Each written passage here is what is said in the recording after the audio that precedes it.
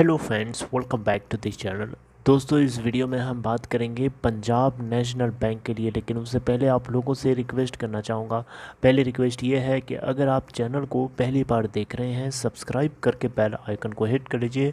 दोस्तों, उससे क्या होगा कि आपको वीडियोस की नोटिफिकेशन मिलती रहेंगी और डीमैट या ट्रेडिंग अकाउंट अगर आपको ओपन कराना है, डिस्क्रिप्शन बॉक्स में लिंक दिया गया है।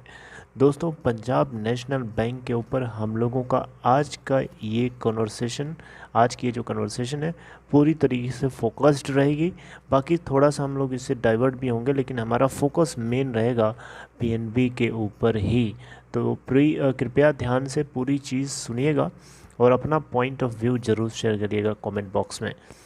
दोस्तों, सबसे पहले हम बात करेंगे पीएनबी के स्टॉक प्राइस की। तो लास्ट ट्रेडिंग सेशन में 36.45 पे ओपन हुआ, 36.25 का लो और 37.10 का हाई बनाया। 5,62,28,869 टोटल एनएससी के ऊपर वॉल्यूम जनरेट हुआ। मार्केट कैप है दोस्तों 36.90 के प्राइस के करेस्पॉन्डिंग 40,630 करोड़ रुपए। पीएनबी का 52 वीक लो 31.40 का है और हाई है 48.20 का। दोस्तों, आप लोगों के सामने कुछ डेटा मैं रखूँगा, वो डेटा कहीं ना कहीं आपको चौंका देंगे, आपको हैरान करेंगे, आपको परेशान कर देंगे।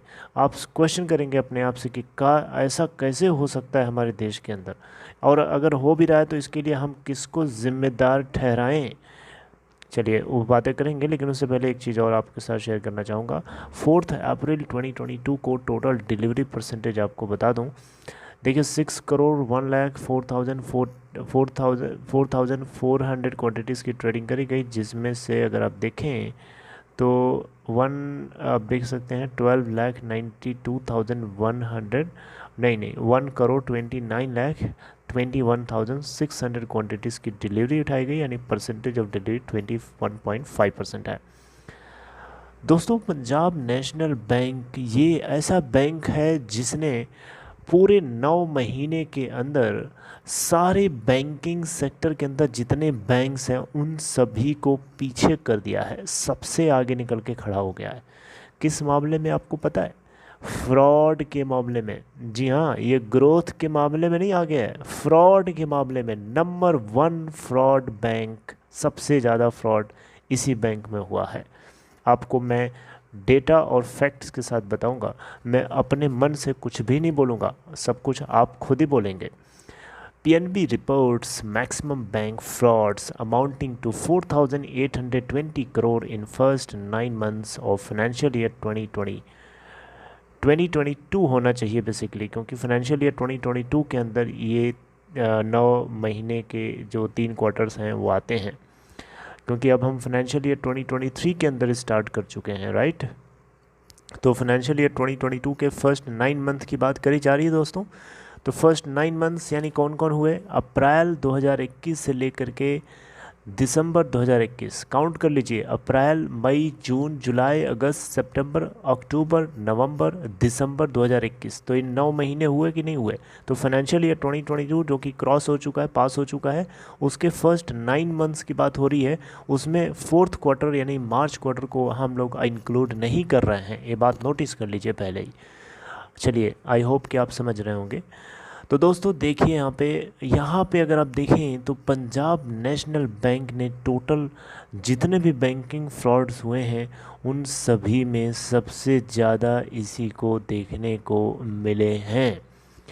क्यूमुलेटिव बेसिस पे अगर आप देखें तो टोटल 4,820 करोड़ रुपीस के टोटल फ्रॉड्स यहाँ पे होते हुए देखने को मिला। चलिए एक छोटी सी ये चार्ट है, इस चार्ट टेबल के माध्यम से आपको बता दूं, जल्दी से आसानी से समझ में भी आ जाएगा।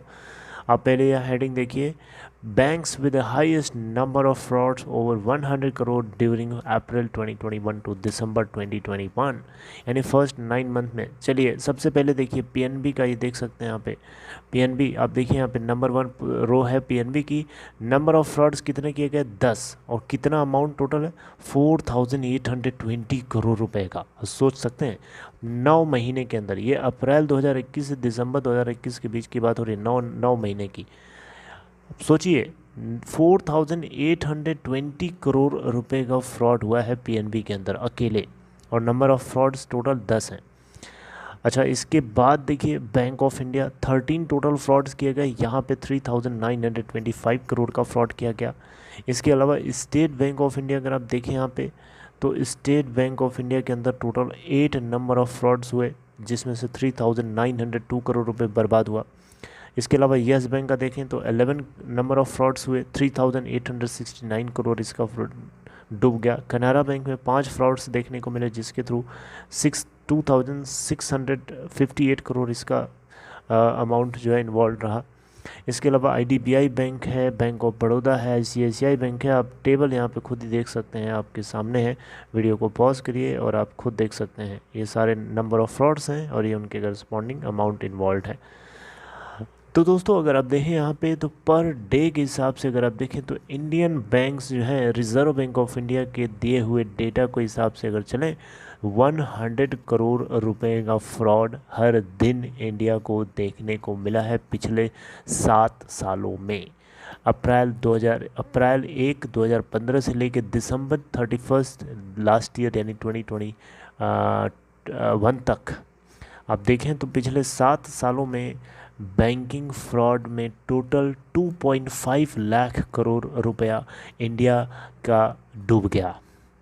इंडिया के टैक्स पेयर का पैसा, इंडिया के छोटे छोटे गरीब मजदूर, बिचले जो मिडिल क्लास है, बिचले स्तर के लोग हैं, वो सभी लोगों की मेहनत की कमाई का पैसा बैंकों में जमा होता है और ये बैंकों का पैसा बर्बाद हुआ। 2.5 लाख, 2.5 लाख करोड़ रुपया डूब गया पिछले 7 सालों में, जब से ये सरकार आई है।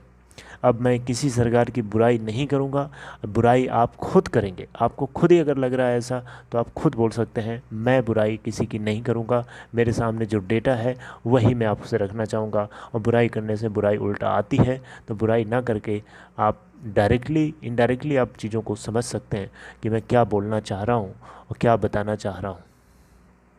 आप खुद इमेजिन कर लीजिए। स्टेट वाइज अगर आप देखें तो बैंक ऑफ महाराष्ट्र सबसे ज़्यादा हाईएस्ट नंबर ऑफ़ फ्रॉड्स और हाईएस्ट अमाउंट ऑफ फ्रॉड्स यहाँ पे हाउस करता है सब, क्योंकि वहाँ पे मुंबई है, फाइनेंशियल कैपिटल है इंडिया की।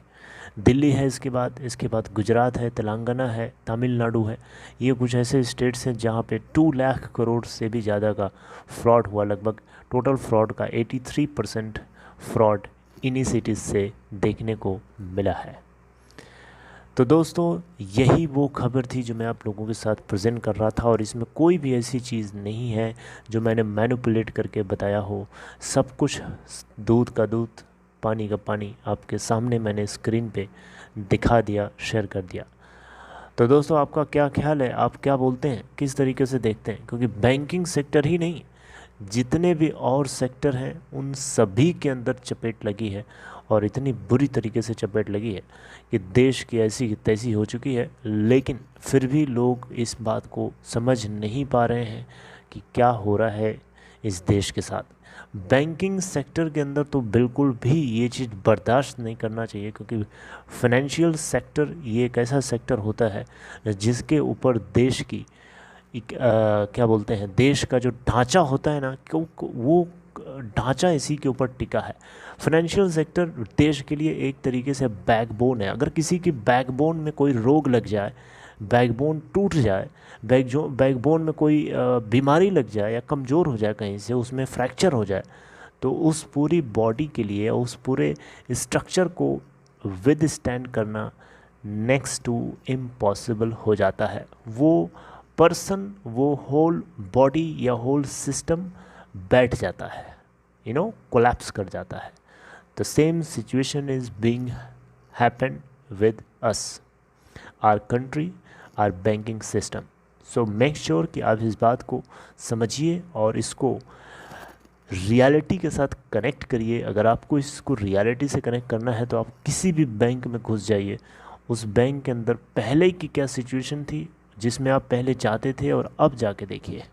जब बैंकिंग सिस्टम बेटर था उस समय, जब आप बैंक्स में जिन जिन बैंक्स में विज़िट करते थे वहाँ पे अब जा कर के देखिए, प्राइवेट बैंक की मैं बात नहीं कर रहा हूँ, प्राइवेट बैंक्स में भी हालत ख़राब है, लेकिन प्राइवेट बैंक में बिज़नेस उनके रेपुटेशन के ऊपर डिपेंड होता है, तो वो थोड़ा सा अपने इन चीज़ों का ध्यान रखते हैं, ख्याल रखते हैं, स्ट्रिक्ट होते हैं, क्योंकि उनका बिज़नेस उनके इसी तरीके की एक्टिविटीज़ के ऊपर डिपेंडेंट होता है। लेकिन गवर्नमेंट में उल्टा है, गवर्नमेंट में फ्रॉड होता है तब भी पब्लिक का ट्रस्ट बना रहता है, क्योंकि गवर्नमेंट के ऊपर लोगों का ट्रस्ट होता है। गवर्नमेंट को लोग खड़ा करते ही इसीलिए हैं ताकि भारत सरकार कहीं न कहीं इन तरीके की चीज़ों को मजबूत करने की क्षमता रखती है। तो कौन है इसके लिए ज़िम्मेदार, किसको ज़िम्मेदार कहा जाए? शायद आपको जवाब मिल गया होगा। चलिए अपना ख्याल रखिए, आगे मिलते हैं नेक्स्ट इन्फॉर्मेशन के साथ, तब तक टेक केयर।